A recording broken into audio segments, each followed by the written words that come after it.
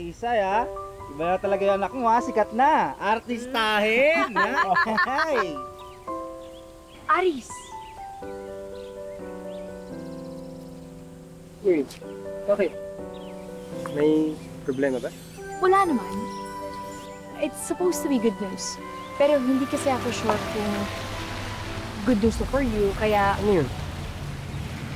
Alam ko baka magagalit ka. Pero I just wanted you to hear it from me. Aris, na-viral yung picture mo. It has over thousands of... Ay! Sino yung mga yan? Sino ba sila?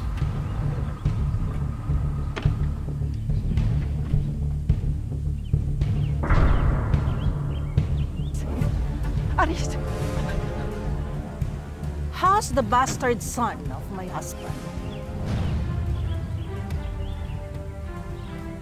Aris! And here comes the mistress. Ano bang ginagawa mo dito, Juliet?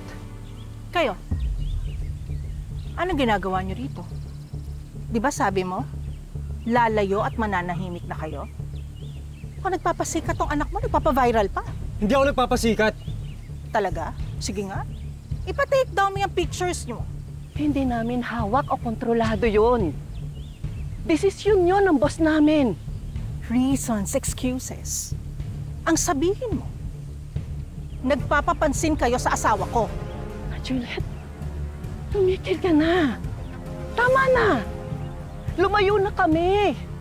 Nagsakripisyo na kami. Ito ang anak ko, hindi na nakapagtapos ng pag-aaral.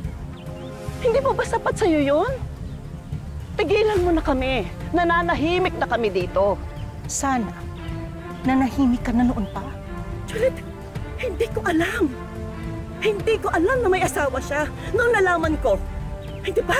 Nakipaghiwalay ako kaagad. Hindi na ako nagpakita sa inyo noon. Hindi na ako nagparamdam sa inyo simula noon.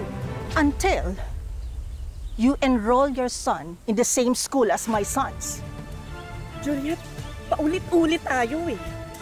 Kumuha ng scholarship ang anak ko doon. Doon sa school na hindi ko naman alam na doon pala nag-aaral si Sandro. I don't believe that crap. Sinadya niyong pumasok doon. Sandro was a team captain every year until you stole the spotlight! Kasalanan ba ng anak ko kung mas magaling siya kaysa dyan sa anak mo?